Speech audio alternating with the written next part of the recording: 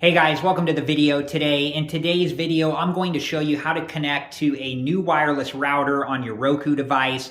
I'll take you through this step by step. We're currently on the home screen and I'm just going to hold the remote about here so you can see what I'm doing as we go.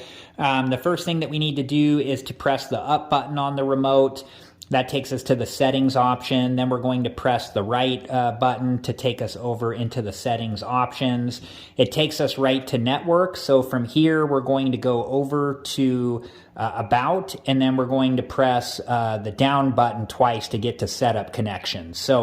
And then once you're on setup connection, you'll press the right button and that will take you over to the wireless option, and then you'll select OK. And when you select OK, this will take you, into the screen where it shows all the different available wireless routers for your Roku device. You'll select the one that you want to use and then enter the password information. So I hope this video has been helpful and thank you so much for watching.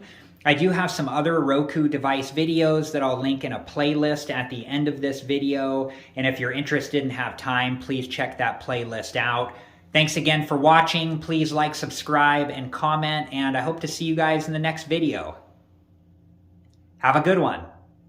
Thank you guys for watching. Please like, subscribe, and comment, and if you have the time, check out these other great videos.